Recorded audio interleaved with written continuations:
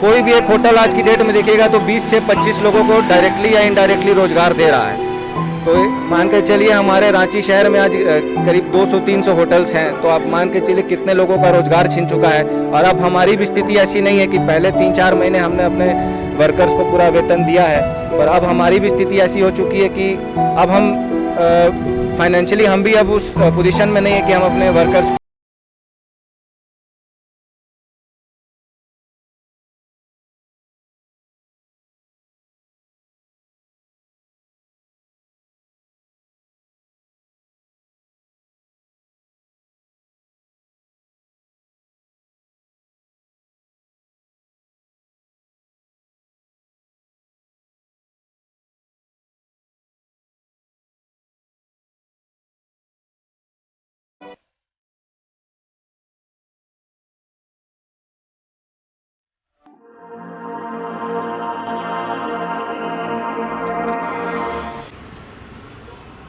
अभी the news मिर्ची रांची के स्टेशन रोड पर आई हुई है और यहाँ पे होटलों का सारा ग्रुप्स है। आप देख सकते हैं कि यहाँ पे सारे होटल्स हैं और एक समय हुआ करता था कि सारे होटल जो होते थे, ये रोड जो होती थी, ये सड़कें होती थी, गुलजार रहा करती थी। लेकिन आज आप देख सकते हैं साफ तस्वीरों में कि यहाँ पे सन्नाटा पसरा हुआ है, सारे होटल्स बंद है। और जैसा कि आप लोगों को पता है कि सुप्रीम कोर्ट ने सोमवार को यह आदेश दिया है कि नीट और जेईई मेंस 2020 के एग्ज़ाम जो है वो रद्द नहीं किए जाएंगे। इस याचिका को सुप्रीम कोर्ट ने खारिज कर दिया है और यह साफ कर दिया है कि बच्चों के भविष्य के साथ खिलवाड़ नहीं किए जाएंगे। लेकिन अब सबसे बड़ा सवाल यह खड़ा होता है कि बच्चे जो बाहर से आएंगे, एक राज्य से दूसरे राज्य में, एक ज़िला से दूसरे ज़िला में जब वो आएंगे तो वो कहाँ पे रुकेंगे और कैसे अपने एग्ज़ाम्स दे पाएंगे। ऐसे में उनके सामने में बहुत बड़ी मुसीबत खड़ी हो सकती है। और अभी हम कुछ स्टेशन होटल्स के मालिकों से बात करेंगे और जानेंगे कि इस पर उनकी क्या राय है। जेईई मेंस 2020 और नीट 2020 की परीक्षाओं को स्थगित करने वाली याचिका को सुप्रीम कोर्ट ने खारिज कर दिया है। सुप्रीम कोर्ट ने यह कहा कि हम छात्रों के भविष्य के साथ में खिलवाड़ नहीं कर सकते हैं और इसलिए हम इस याचिका को खारिज करते हैं। लेकिन अब मुद्दा ये आ रहा है कि लाखों लाख छात्र इन परीक्षाओं के समय में एक जगह से दूसरी जगहों में पलायन करते हैं, अपने राज्य से दूसरे राज्य में जाते हैं, अपने ज़िला से दूसरे ज़िला में जाते हैं। और जब वे दूसरी जगह पर जाते हैं तो उनके लिए आश्रय जो होता है, रहने के लिए जो जगह होता है, वो वहाँ के होटल्स ही होते हैं। लेकिन होटल जो है अब भी बंद है और परीक्षाएं जो है वो सितंबर के महीने से चालू होने वाली है। 1 तारीख से जेईई मेंस के एग्ज़ाम्स होने वाले हैं और 13 तारीख से नीट 2020 के एग्ज़ाम्स होने वाले हैं। अभी हमारे साथ होटल सत्कार के मालिक हरदीप सिंह जी है, अभी हम इनसे बात करेंगे और जानेंगे।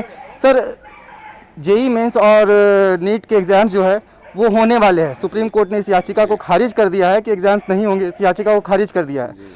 तो बच्चे जो बाहर से पलायन करते हैं और आते हैं दूसरे जगहों पे, तो होटल्स में ही रुकते हैं, तो ऐसे में कैसे हो पाएगा सर? उच्च न्यायालय ने आदेश दिया है कि एग्ज़ाम अपने समय पर होने चाहिए, बच्चों के भविष्य के साथ खिलवाड़ नहीं होना चाहिए।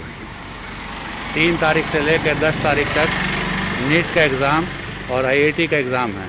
उसके बाद 13 तारीख से लेकर 20 तारीख का यूजीसी का एग्ज़ाम है, जो पेपर में भी आ जाया, आपने पढ़ा होगा, न्यूज़पेपर में भी आया है। हमारे झारखंड में ये सब एग्ज़ाम ऑनलाइन होते हैं, ठीक ना। और हमारे यहाँ पे जो ऑनलाइन है, सबसे बेस्ट लाइन ऑन की जो प्रोसेस है वो रांची में है। और झारखंड में जो छोटे छोटे जगह गांव से जो लोग आते हैं बच्चे एग्ज़ाम देने के लिए, उनका सबका सेंटर रांची में ही पड़ा।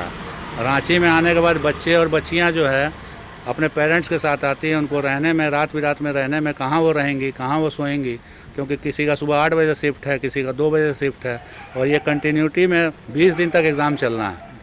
और मेरा यही रिक्वेस्ट है माननीय मुख्यमंत्री जी से कि कृपया करके इस और भी देखें ताकि झारखंड के होटल सब खुल सकें, ताकि बच्चे जो आने वाले हैं उनको परेशानी ना हो। अगर एहतियात की बात आती है कि संक्रमण ना फैले, तो इसके लिए आप लोगों ने भी कुछ सोचा होगा, क्या कुछ करेंगे आप लोग? जो गाइडलाइन सरकार देगी हम लोग उसी के तहत चलेंगे हम लोग। जी हाँ। तो जैसा कि अभी आपने सुना कि जो भी सरकार गाइडलाइंस देंगी, जो भी बातें उन्हें दिशा निर्देश दिए जाएंगे होटल एसोसिएशन को, वो सारी दिशा निर्देशों का पालन करेंगे और तभी अपने होटल्स को खोलेंगे, ताकि बच्चों को किसी तरह की परेशानी ना हो और संक्रमण भी ना फैले। अभी हमारे साथ होटल एसोसिएशन के सचिव सतीश सिन्हा जी है, अभी हम इनसे भी बात करेंगे और जानेंगे। सर, होटल्स को अगर सरकार खोलने के आदेश देते हैं तो क्या कुछ सुरक्षा के इंतजाम किए जाएंगे आप लोगों की तरफ से? जितना जो भी हम लोग अभी गाइडलाइन समझे हैं उसके अनुसार जो भी व्यवस्था हम लोग समझ पाए हैं कि सैनिटाइज करना, लोगों को पूरा उसका आईडी रखना, उनके पूरा परिचय जो कि होटल में पहले से होते आया है, पहले से हमारे यहाँ जो भी आते हैं हम उनका आईडी लेते हैं और उसके बाद हम उनको इसमें एक विशेष व्यवस्था है कि हम ठीक है उनको सैनिटाइज करेंगे, उनको थर्मल स्कैन से स्कैन करेंगे, उसके बाद हम उनको रूम देंगे। लेकिन हम ये चाहते हैं, सरकार से आग्रह करते हैं कि सहानुभूतिपूर्वक ये विचार करें कि रांची एक बहुत बड़ा हब है मेडिकल का भी, और एग्ज़ाम भी आने वाले हैं जैसा कि आप बता रहे हैं, आर पेपरों के माध्यम से पता लग रहा है। लोग कहाँ रुकेंगे?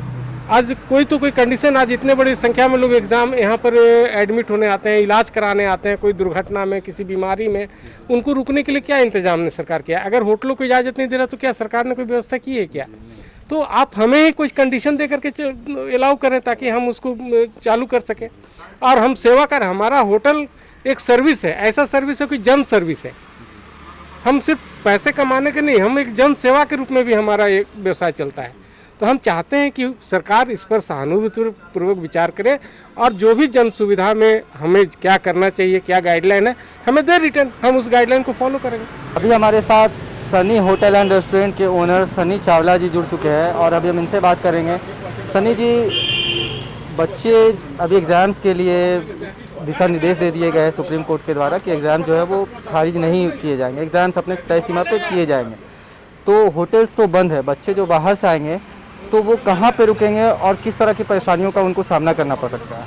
जी, मैं आपके चैनल के माध्यम से माननीय हमारे जो मुख्यमंत्री जी हैं उनको मैं आग्रह करना चाहूँगा कि अभी 6 महीने होने जा रहे हैं, सब होटल्स हमारे बंद हैं। उससे बहुत सी समस्याएं पहले भी हमने चैम्बर के माध्यम से उनको अवगत कराया है, जैसे बेरोजगारी की समस्या हो गई है, बिजली बिल जो हमारा बहुत कमर्शियल में हैवी बिल आते हैं उसकी भी प्रॉब्लम्स हो रही है हमें।